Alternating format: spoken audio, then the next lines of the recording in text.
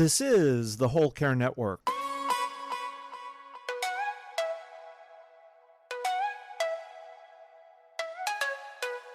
Helping you tell your story one podcast at a time. Content presented in the following podcast is for information purposes only. Views and opinions expressed in this podcast are solely those of the host and guest and may not represent the views and opinions of the Whole Care Network. Always consult with your physician for any medical advice, and always consult with your attorney for any legal advice. And thank you for listening to the Whole Care Network.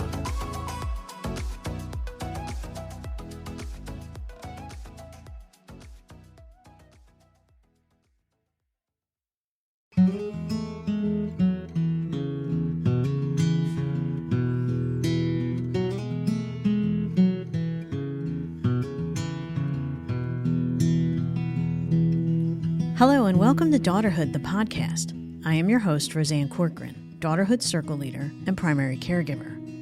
Daughterhood is the creation of Ann Tumlinson, who has worked on the front lines in the healthcare field for many years and has seen the multitude of challenges caregivers face.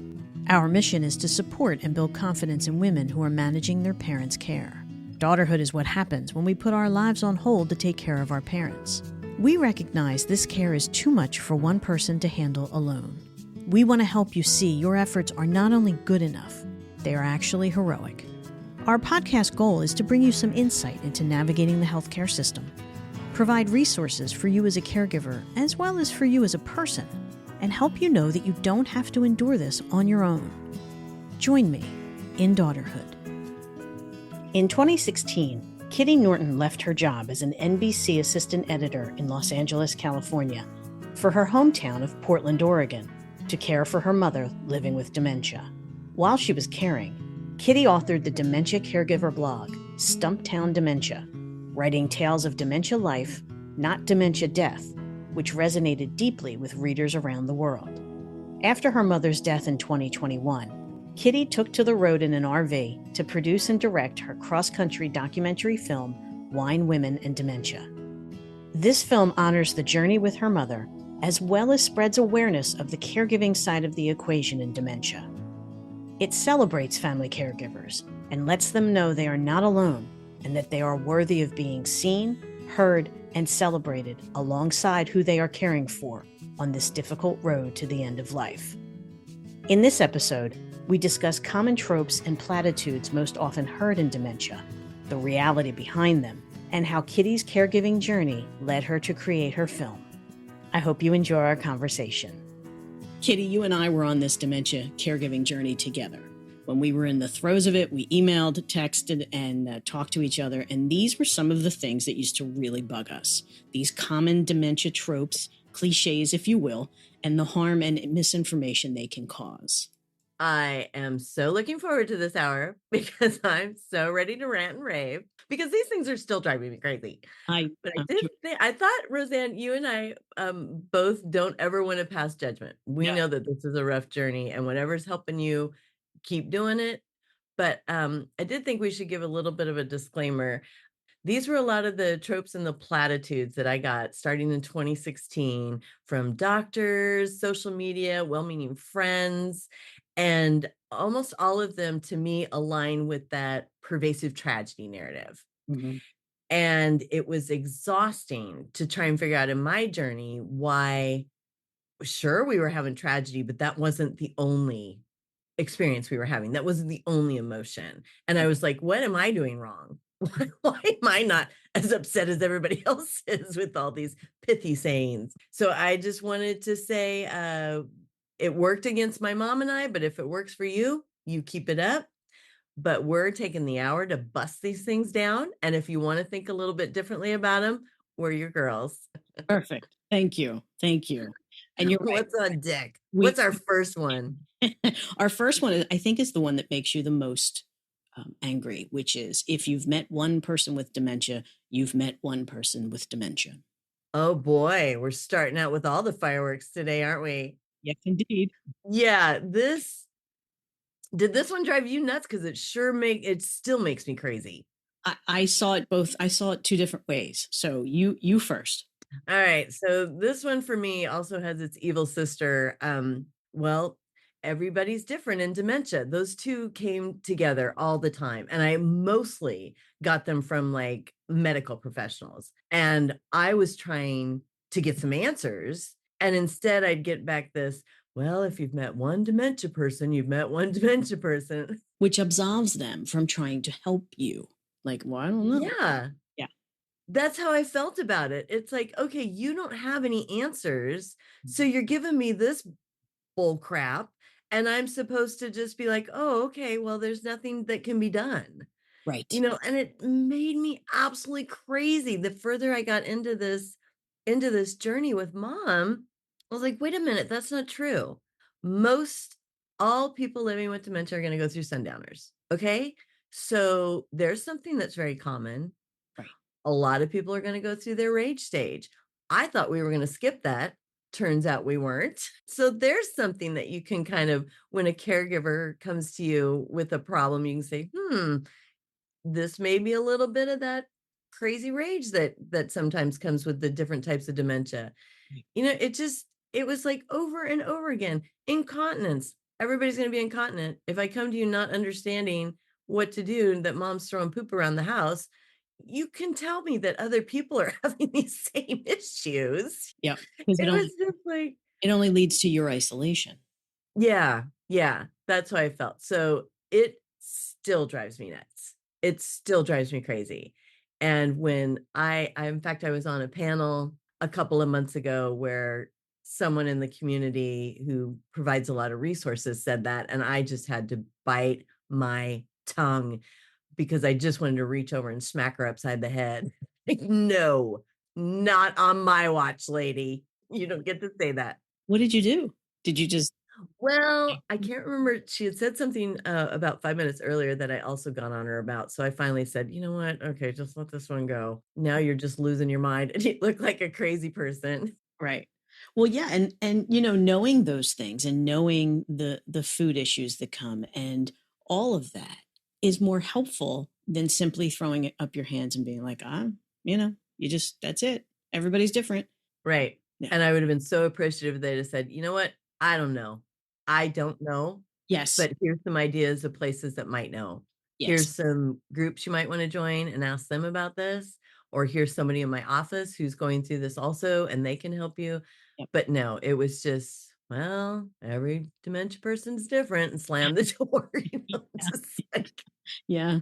You can make the exit sign and check out. Exactly. And a couple of years later, I'm like, wait a minute. Yeah. Not all of this is different. No. So what's one of your biggies? We started out with one of mine. One of my biggies is it's just like having a child. Oh, yeah.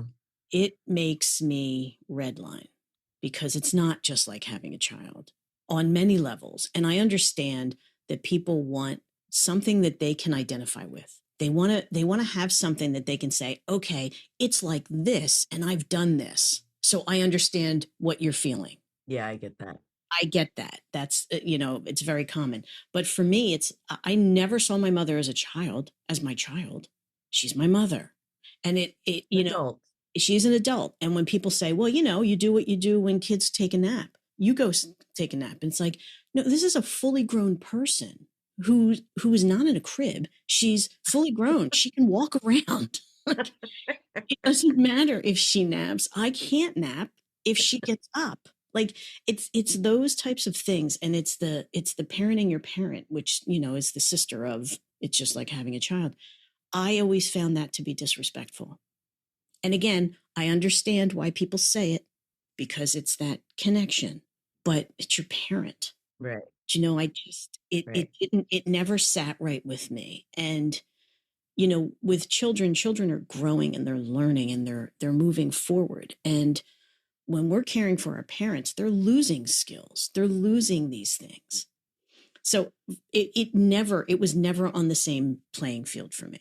I agree. I will have to confess, I did use it sometimes, but I would say this is the closest I can get you in just a few minutes. Gotcha. It's a lot like raising a child, except your child isn't learning new things and isn't going on to bigger, better things. Right.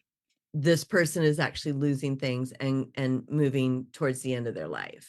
Right. But you're right. They're not kids, and that used to frustrate me too. It's like, you can't simplify it that much, because my mom is an adult and her brain has a disease, and the disease isn't turning her back into a child, Right. but the disease is doing things in her head that makes her seem more childlike. That's good. But again, she's not 2. Right. She's 81. Well, exactly. And it also, that narrative, that cliche makes you miss what is still there. Because while they're losing things, they're still retaining their intuition. And if you're just going to put them in a bucket of, well, they're just losing all their skills. No, no, no. No, no, no, no. They're not losing all their skills. They're losing the practical things, but their intuition is still there. And how you interact with them is still there. Yeah. So I think it always comes back to, it's not that easy to just say, well, that's what dementia is. It's not that easy. You can't. Absolutely. Absolutely. And that's the thing. That's why they're called tropes and platitudes, because they make something seem all one thing. Right. And that's not what this is. No. It's very complex. If you want a little trope just to give you a quick explanation, fine, but don't leave it at that. Right. Right. Because it's so much more than that. And it makes it seem simple, and it's not. Mm-hmm. Not at all. And why didn't we ever get to talk about the things that Mom gained? I know. Sure, she forgot my name, but holy God, she developed a love for peanut butter. Right. And her throwing arm, as she threw garbage out the door instead of in the garbage can, got so much better. We used to look at the banana peels and how far out they got into the yard, and we're like, wow, she's really picking up some skills there. No, I think your other one is, and I know we've talked about this, you do not like the long goodbye. Oh, yeah, I think for both of us, isn't that a hackle raiser? Yeah. And part of this, I think for me, stems from the fact that I lost my dad so fast. Yep. We went from the diagnosis of pancreatic cancer to death in 3 weeks. So I've been through the short goodbye, and it sucks. And as far as calling it the long goodbye, that just seems like, everything is lost. Yes. Instead of, okay, it took Mom a long time from her diagnosis to get to when dementia actually killed her, but that wasn't a goodbye to me. That was a, wow, I finally get to be the daughter I should have been my whole life. Mm-hmm. And it was also, hello, new parts of Mom. Right. And I thought I think the long goodbye really just puts you dead center in that tragedy narrative, instead of being like thinking about things a little differently. Like, my mom was quite timid her whole life. Her and my dad had a very traditional marriage. He was the man, she was the woman. She was quite a beautiful woman, and so was your mom. And she was extremely uncomfortable with the amount of attention that garnered her for most of her life. So she, except for her family, she was kind of a wallflower. Well, during this long quote unquote goodbye, Mom came out of her shell. She did not have inhibitions anymore that stopped her from walking up to a tall, handsome stranger in the grocery store and touching him on the arm and smiling up at him. There were so many ways that Mom kind of blossomed into someone she had not been her entire life. And to go with the long goodbye, oh my gosh, we're saying goodbye to everything about the woman we knew. It's like, come on, Yeah. Yeah. You miss it. Yeah. Yes. If you're going to sit in that headspace, you're going to miss some really cool stuff. Right. Because they're still there. And I'm with you, fully with you. My father, same. We've talked about this, pancreatic cancer, 2 weeks from you have it to your dead. And that is such a shocking, talk about no preparation and no anything. I mean, it's completely overwhelming. And, to look at this, because people think you get, it's the long goodbye. And then there's that people think you get diagnosed and then they're dead. And it's not, it's not that way. You will not be so lucky. it doesn't happen that way. And all of those things, the moments that I had with my mother were precious. And of course, I felt awful for how her life changed. But having her with me and being able to see her every day, it was joyful for me. It wasn't so joyful when I wasn't sleeping and she was up for 24 hours. And okay, I mean, I'm not sugarcoating this. This is not a sugarcoat. But it's to say there were parts that were wonderful. And when you get caught in that vortex of sadness, you're not seeing it, you're not experiencing it. And that's the part where you have to be really careful of what you take in and what you accept. Right. Accept as truth, and I think this was one of the very first ones where I finally rejected it. I'm like, look, this is not doing me any good. It's not doing mom any good. Now I'm just feeling like I should be morose, Right. every single day, every single minute. It's like, okay, mom finally got what she wanted, her two daughters with her every week. Mm-hmm. I don't understand it. Goodbye is goodbye. When she takes her last breath, That's goodbye. that's goodbye. Mm-hmm. Until then, the end of life journey has a lot of life, and not all of it you're going to enjoy. Mm-mm. Most of it you're not, but it's going to be there. Right. I think this was one of the very first ones where I was finally like, I can't, I don't want to hear this anymore. I don't want to see it on social media. This just seems preposterous to me. If this helps you, great. Please don't put it in my face again. I can't go there. Right. Because living in that space is harder.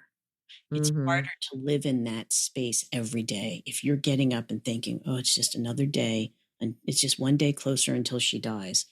That is a hard space to be in on the daily, I guess I won't put on my tiara today. Well, it's just hard. I mean, that end of life is hard enough when you're actually like death is down the street and making its way. That's hard. You don't want to be there any sooner than you need to be. You want, especially, for us, maybe some people do, and maybe that helps you. It's great. Right. But yeah. And I think it's an acceptance thing, don't you? Where it's like, okay, this is the disease. This disease is going to kill them. There are going to be changes through this disease. Accepting that, because sometimes we rail against that. Well, there's got to be something I have to do. There has to be something that I can do to fix this. Especially in the beginning. I think that's pretty common for most of us in the beginning. Yes. It's that railing that makes it difficult. Right. And not saying that you don't. Of course you're gonna want to do everything that you can, but there has to come that point where you go, okay, this is what it is, and I have to figure out how to live through this. Yeah, that's a really good point. I hadn't thought about it in that way, that it's a part of acceptance. My dad, it took him so long to accept the diagnosis. Like, he really struggled with this. He looked for every other possibility, and that was so stressful for him. And during that time, my mom, who still I don't believe had really accepted it for herself, really felt like she couldn't accept it. Really felt like she had to hide it because she could see how stressed it was making my father. Right. There was a really funny little exchange between one of my mom's friends and me, probably about the year after dad died.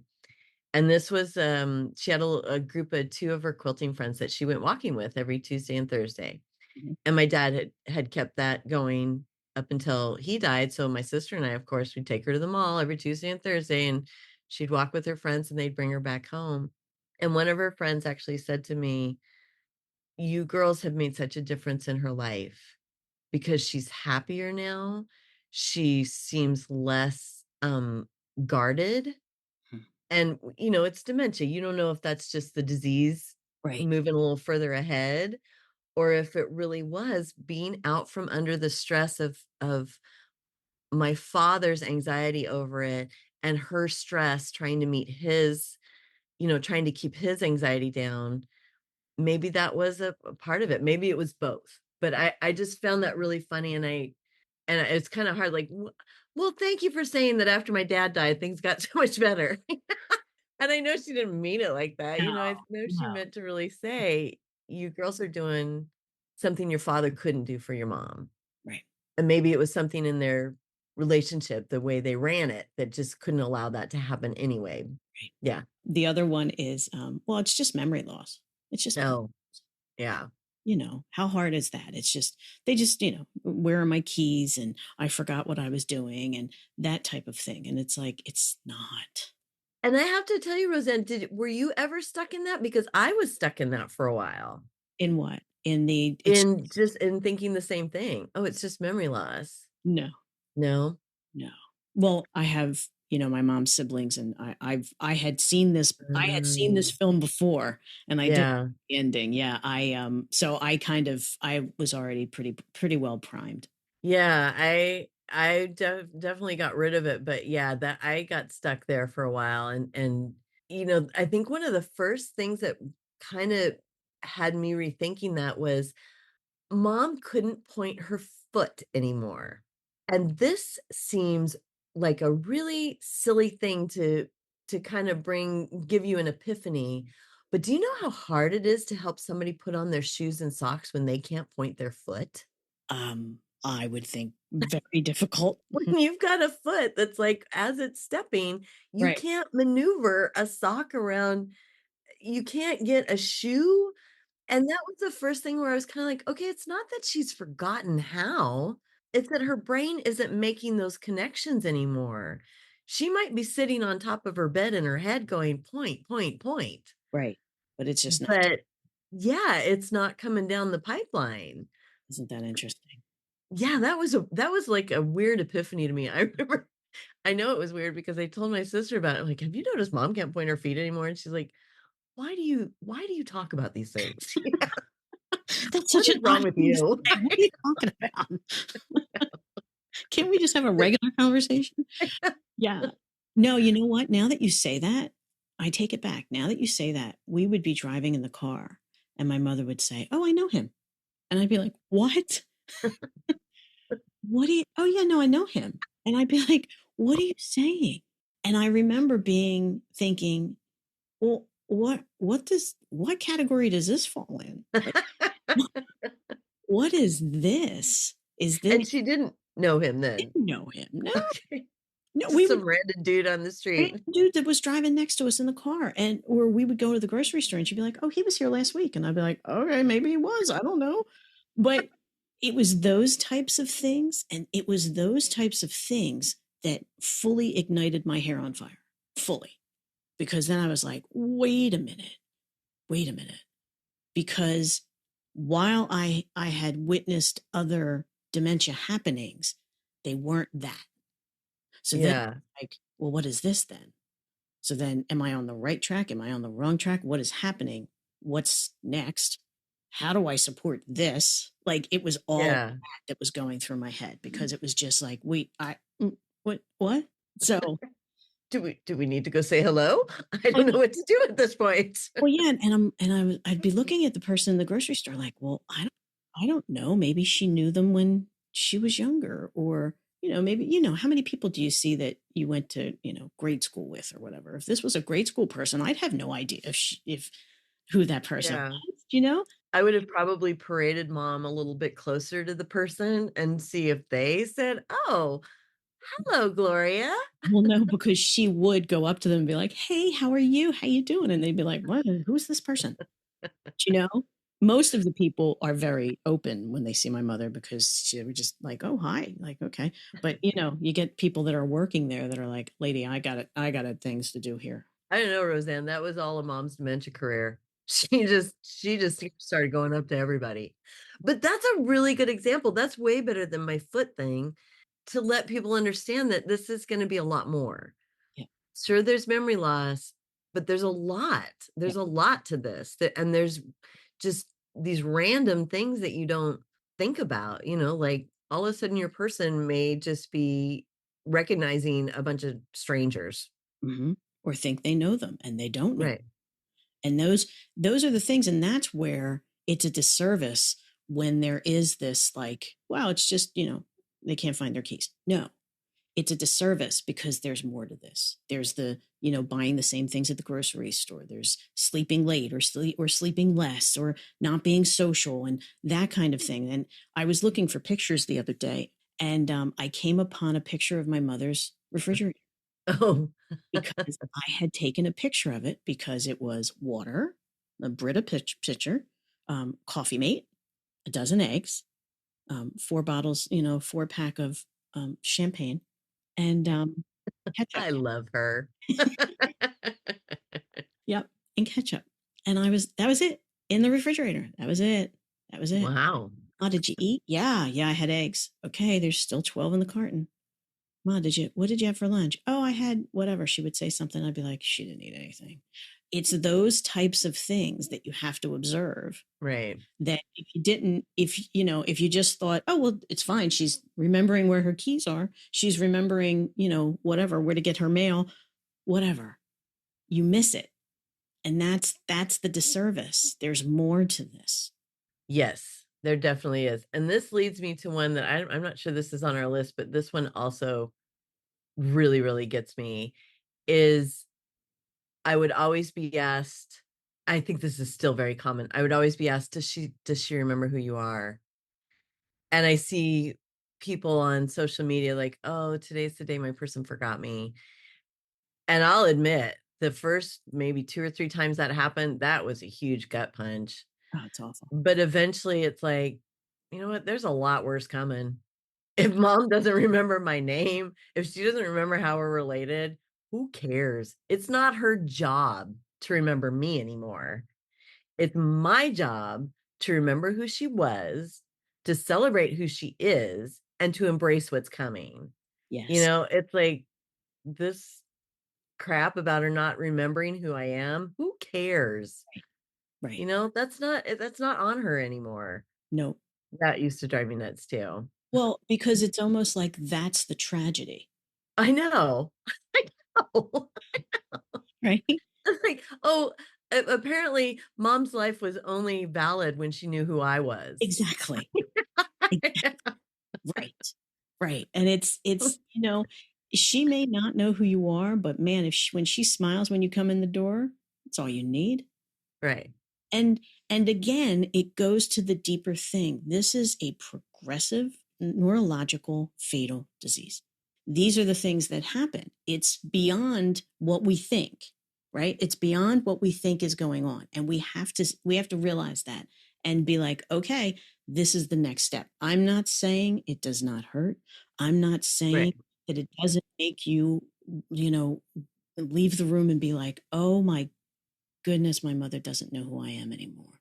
I'm not saying that's not heartbreaking. It is. It is.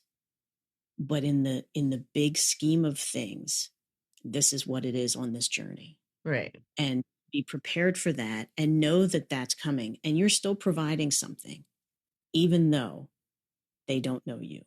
You're still providing that security and that comfort. And man, let it hurt, man, because that does hurt. Yeah. Just don't stay there. Right.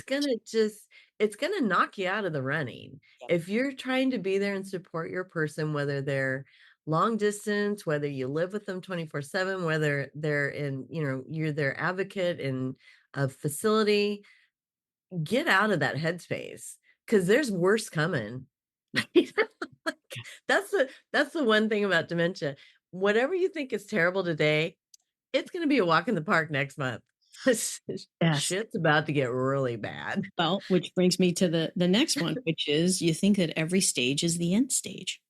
Oh, that's true. That's true. You can't get worse than this. I mean, doesn't want to eat. We're having UTIs every other day, whatever. You think this is it. This is the end stage. And it's like, it's not the end stage. I fell for that so many times. And I think it was the hospice people finally, after like the third time, I'm like, you guys need to come and evaluate her. I think we're 6 months from the end. They'd be like, sweetie, there's a lot more life left here. Why don't you give it a year or two? Give us a call. Yeah.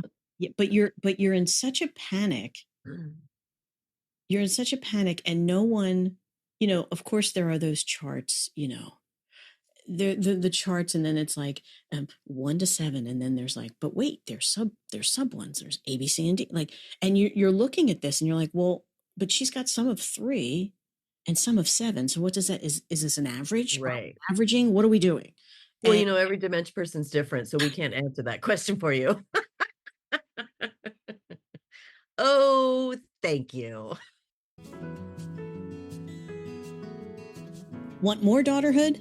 We are more than the podcast. We are a community that offers free, nationwide, virtual support groups we call circles. These circles allow you to connect, learn, and support one another through your caregiving journey. You can find more information at daughterhood.org, where you can register for a circle, sign up for our newsletter, and find other resources for additional support. Remember to also follow us on Instagram and Facebook at Daughterhood. But that's really true and I think this especially came into play for me looking at the charts and trying to figure out things when I would have to look at the financials every year. It's like, where are we? I mean, I don't want to have to do the math for my mother's death, but I need to be very, very careful that we don't run out of money, because my sister and I were in no way able to, help my mom. We had to make her money last to help her. So, yeah, that always trying to gauge where things are. And sometimes I would be gauging where things are because it would have been like a terrible week or a terrible month. And it would be literally, when am I going to be out of this? Right. I'm here for the long haul. But I tell you, if she dies tonight, I would be relieved, and those are hard feelings to acknowledge and go, okay, sit there for a little bit and then let that go and let's get back to work. Right. Right. But that's what you have to do, because all of this, and I think that's the most important thing, is this is that, the end is the end. And you've got to go through all of this to get to the end. And along the way, you have to allow yourself, and it's allowing yourself to think these things, to sit with them, and to let them go and get back to work. Yeah. That if you're going to be a dementia caregiver, that's all part of it. And it's the hardest part, because there are days you're just like, I just want to get in my car and I'm just going to drive. And I'll turn around, maybe, or I'll just keep going. But those are those things that you think, I mean, or maybe McDonald's drive-thrus for the next 4 states. That's it. I mean, it's just, it's hard, those times when you pull back up and you're like, I don't know. I don't know. I don't know. And it's always, for me, it was always, I'm going to see this through to the end. It might kill me. It nearly did. Yeah. But I'm going to see this to the end. But how am I going to do this? How am I going to go through each of these stages and still be on my feet? And that's the part that everybody misses, because everybody thinks it's just memory loss, and it's just, it's just like having a child. You just put them in How there. hard is that? How hard is that? Well, you just have to find the keys, right? Right. And that's the thing. It reminded me of I've never seen it, but the Notebook, and when the wife, all of a sudden is like talking to the husband, and then we all expect that. We expect that before they die, we're going to have this conversation with them. Yeah. Where everything is clear and everything is resolved. And we expect that. And then when it doesn't happen, we're left with, well, did we do something wrong? Or it didn't happen the way it was supposed to happen. And I feel like that adds to our own grief and our own, I don't know, feelings of what did we not do? Yeah. I've never seen that film either, but I do see on the Facebook groups and the forums a lot. It's like, wow, this sure isn't like the Notebook. Right. So yeah. I've never watched it thinking, well, I'm probably not going to get any tips from that. Apparently it's nice and a good cry, but not really very informative. Right. It's not real life. And, those things, they do happen. Like, let's honest, like, and I know you've experienced it. I know I've experienced it, where those things do happen, where all of a sudden my mother was like, hey, and it was like, oh my goodness, she's right there. I would say mom showed up for every day of her dementia journey. Not necessarily the mom I knew or the mom I liked, Right. but Gloria Norton was there. Yeah. But that's funny that you mentioned that, because I'd kind of forgotten about this. I think I wrote about it in one of my blog posts. It was the month before mom died. And what took mom down was a fall, and she broke her hip. But I think it was like a week or two before that. We were sitting on the sofa and she said my name. Oh, wow. Not to me, and not really in any conversational way. She just said it. Wow. And then later on, a few days later, she said Lexi's name, my sister. Wow. So, that was like, who am I to say my mom's not there anymore? Right. Right. And then she was dead within the next 4 weeks. So that's really close to the end of the life. And she still pulled those two things out of somewhere Yep. for some reason. She didn't seem to be mad. She didn't say it like when I was a kid. Done. Ooh, what do I do now? Hide in the closet. Right. But it certainly wasn't a conversation. And she didn't tell me anything about a safe in the backyard that now I'm going to go dig up just in case there's one out there. Well, we had that, I think my mother had a stroke 2 months before she passed. And she lost the ability to speak. But I felt like her dementia changed. It was the weirdest thing I've ever seen. In what ways? In clarity. It was Like very, she had more clarity? it Wow. was, it was really weird. And I don't know if it's possible. I don't know. But it was really strange. It was welcomed, but it was just, I was like, I don't know what I'm seeing, but like dementia caregiving, you go, I don't know what I'm seeing, but I'm going to go with it. Right? Yep. Okay. This is the road we're taking now. Okay, we're making a hard left. Okay, we're making a hard left. And that's what I did. But it was very fascinating to me, and I don't quite understand it. But you just go with it, right? Yeah. Yeah. That's very cool. Yeah, I felt like it was a gift to me to hear my name again. It had been a long time. Totally. Yeah. It was really nice. Which is the opposite of this one, which is suffering with dementia. Oh, yeah. Yeah. I think you can suffer with dementia. I think even dementia people are changing that narrative. When I first started in 2016, I started following a few there. I think there was 3 people on Twitter, I believe, that I followed that were living with dementia and writing about it and posting about it and blogging about it. And I thought that was really cool. And that, for me, that was incredibly informative.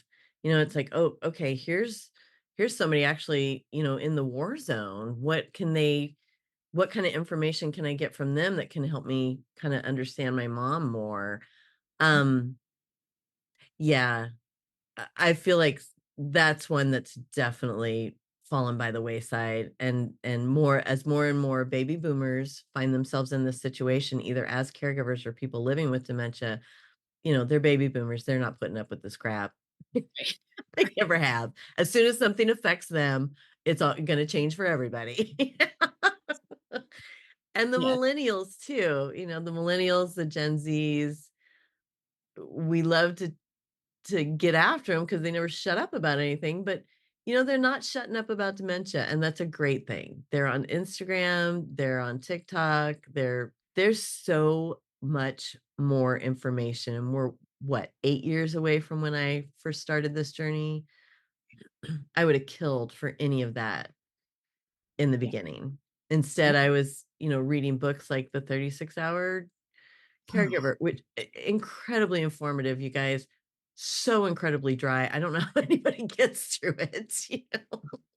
I remember sitting in my closet reading that book, and I thought, Well, I don't like any of this. Yeah.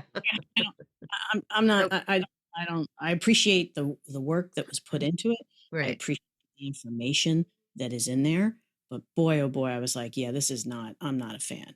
I don't like this. But yeah, and then I remember even some of the films that I found. There's an HBO series that was helpful in a lot of ways. I think it was done in conjunction with Maria Shriver, but it was also just all of the horror. I remember very vividly a woman in a wheelchair in a memory care facility who always thought there were snakes in her wheelchair. Oh gosh. And these things happen, Yeah. but when you've watched like a 6-hour series and it's all that stuff, it's all some husband hitting his wife on the head just because he has dementia. He doesn't know his own strength anymore. And he's like, you would tap a kid to say, hey, stop kicking me in the Shins. shin. And he just hit her. It's just like I needed some hope, and I needed something to more reflect our journey where, yeah, it's hard, but it wasn't continually delusions and violence. I think to make a point, they show that.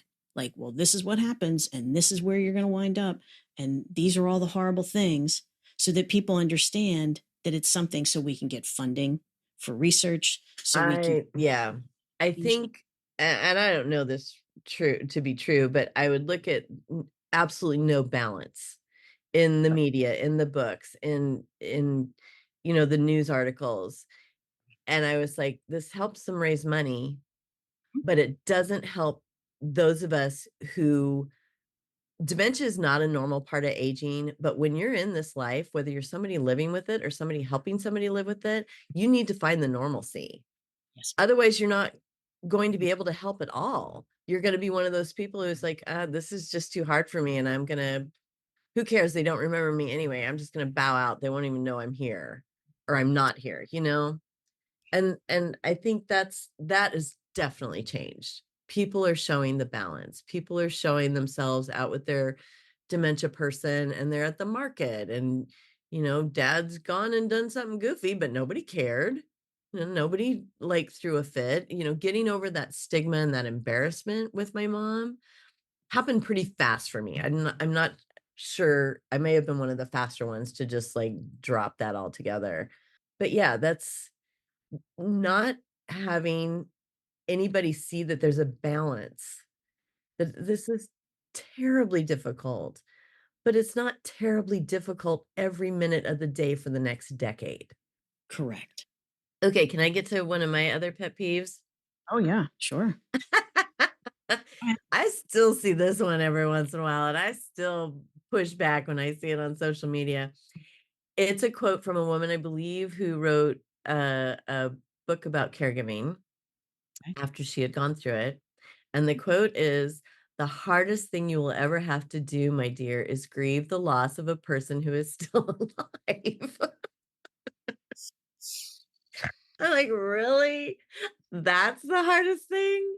I would change one word in that to say, the hardest thing you will ever have to do is celebrate the loss of somebody you knew and accept somebody who's coming who is still alive. Give that a shot. Give celebrating that person every day a shot, because that's the hard stuff. Oh my goodness, I love that. Yeah. You're ducking dishes because your mom's pissed. You learn to celebrate that. Again, her throwing arm had gotten so much better. What do you do? I think your aim got better too. Exactly. Yeah, because they are still people. Exactly. Gosh, let's say that again. The hardest thing you will ever have to do is celebrate the loss of a person who is still alive, who is not the same person that you knew, but you need to celebrate and get ready for who's coming and be happy to see them too. Amen. Not every day. Not every day. Because not every day are they going to be somebody you want to live with. Be happy for that person and the journey that you guys are going through. Yeah. There's your challenge. That is a challenge. And it's very clear to me why you made your movie. Yeah. Now, I will say, It wasn't uh, always clear to me when I started it. well, so uh, for those of you who don't know, Kitty created, produced, and directed a movie called Wine, Women, and Dementia. I am very pleased and honored to be a part of that. And I'm lucky to have you in it. thank you. It was a journey of your heart, a journey of blood, sweat, and tears. And I And think still is. still is. It is. Why did you want to make it? Why did you feel compelled to say, I'm going to make this movie after your mother dies, and you pack up yourself and Beth and jump in an RV and drive around the country? Why? I'm not sure I can pinpoint just one single reason. I know the idea started before I even started to think about making a movie. And that was that I had written the blog, Stumped Town Dementia, and I had made such great friends of caregivers around the world. And 5 of you in the US, even before mom died, when we knew we were getting there, I thought, you know what, when she's gone, I just want to get in a car and drive away. I need to be out of this house for a while. And I want to go meet Roseanne. And I want to go meet Grace. I want to go meet Veronica. And I want to go meet Matt and Lindsay and just thank them for being there for me. Um, so that was kind of how it started. And then I thought, well, these conversations that we're going to have may be very helpful for other caregivers, because I already knew that we all were kind of on the same page about this journey. We all were using humor to help us get through the really rough stuff. So I knew we were going to have fun just opening a bottle of wine and talking nonstop, which is what happened at every single household. And from there, I thought, we think differently about this journey than I've seen related in any other media. And I think that's important to get out there. Not everybody's going to go through this like we did, but they may be able to watch a film that is showing a very different side of the dementia lifestyle and say to themselves, I can take that and incorporate it into my journey. I can take that and incorporate it into my journey. And this might make my time with my person better, easier, doable. So, and I wanted to celebrate caregivers. I was watching so much of the media and reading so many of the books that just ignored us. We weren't asked questions. It was all through the person living with dementia's point of view. And those are incredibly important stories, but we weren't represented. And that's been the coolest thing, having the screenings where I get to go in person or the virtual screenings, and then we have conversations afterwards, is I'm watching caregivers for the very first time see themselves on screen. They aren't the people up there, but it's their stories. And they're like, wow, that happened to us. Wow, I felt that same way. Wow, this is I that could verbatim have been my night last night. And it's making a difference. Yes. So when I try and think about why I made this movie, some of it's now tainted with seeing other people's reactions. It's like, oh, that's why I made this movie, even though that had nothing to do with it. That's more just the outcome. It's not for everybody. I've had people push back, like, too many naughty words. And I don't like some of that humor. I think that was disrespectful. I'm like, God love you. You feel this is a tough journey. You get through it how you can get through it. Right. But the majority of it has been, thank you. I can't get through this another day without somebody showing me what community can do, support can do, finding your people can do, and running with it. It really does show the importance of community. And I've been fortunate enough to be at a few screenings, and the response is it's breathtaking to me. It's really just, I mean, because they're, like you said, you're seen. We're not seen. We're like the other. I feel like the other box. We're just not seen. We're not part of the equation. Yet we are the ones that are holding the entire healthcare system up. We're holding the entire care economy up. I believe is why we're not seeing, because if they start to see and acknowledge us, then they're going to have to start doing something to support us. And pay would be very, very nice. Absolutely. We're losing, most of us are losing our biggest financial years, our most productive financial years in our lives. So we're about to become a huge problem for Social Security, because I just gave up 6 years of my life taking care of my mom during the years where I can make the most money and take care of myself later. And this is, I'm not by any means an exception. No. So sometimes I think that's why they don't see us. And that's why I'm putting this film out there, which, by the way, it's been accepted for PBS distribution. November's National Family Caregiver Month. So a bunch of programmers all around the country are looking for content, and our film is one of their options. Any PBS station? Yes, any PBS station. So this is, our distribution deal is a little different, because it's not like a Masterpiece or a Nova. Those are PBS produced programs. So they, on Sunday night, all across the country, you're going to see the same programming. For these independent films, PBS loves to program those too, but they get slotted in between the regular programming. So yeah, and it's available for the next 3 years for any PBS station. Really? For the next 3 years? I know, crazy, right? That's fantastic. I mean, it should be. In 3 years, it'll be like, I've seen it. So over it. No, I think it'll be, oh, good, I didn't miss that part. Yeah. Oh, and that's another thing.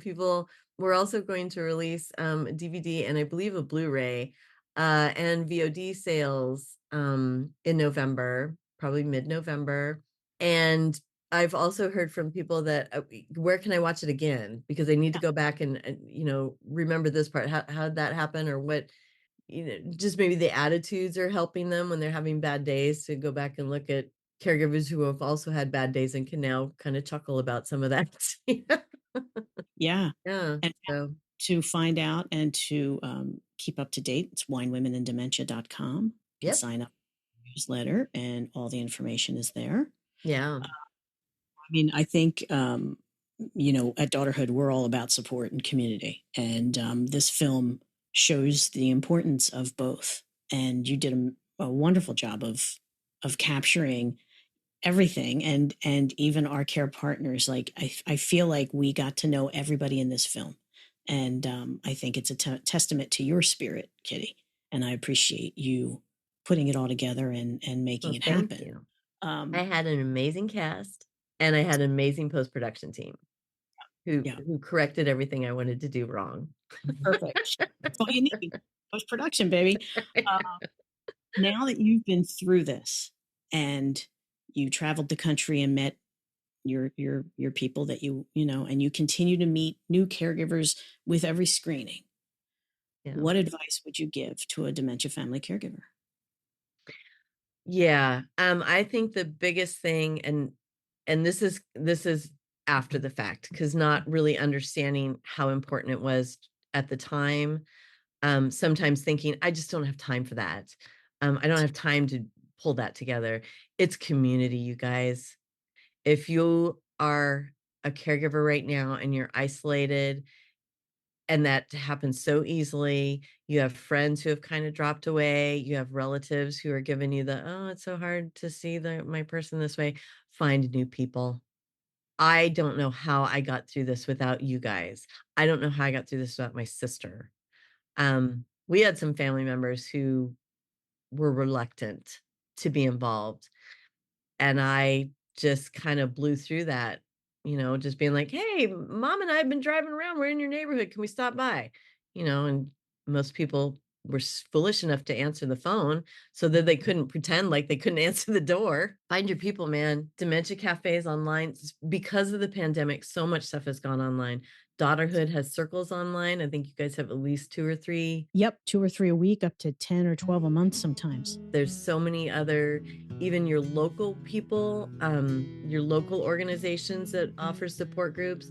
Not all of them have to be in person. If you can't get out, there's so many online options. Community, community, community. Find people to help, man. You need it, even if it's just talking. A big thank you to Kitty Norton for being my guest today. For more information about Wine, Women, and Dementia, including how to purchase and see the film, visit winewomenanddementia.com. I hope you enjoyed our podcast today. Head over to daughterhood.org and click on the podcast section for show notes, including the full transcript and links to any resources and information from today's episode. You can find, subscribe, and review us on Apple Podcasts or anywhere you listen to your podcasts. You can also connect with us on Facebook and Instagram at Daughterhood. There you can discover our various circles and subscribe to our newsletter for updates.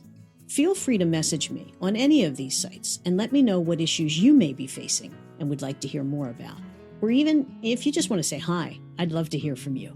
Also, a very special thank you to Susan Rowe for our theme music, the instrumental version of her beautiful song, Mama's Eyes, from her album, Lessons in Love. I hope you found what you were looking for today. Information, inspiration, or even just a little company. This is Roseanne Corcoran. I hope you'll join me next time in Daughterhood.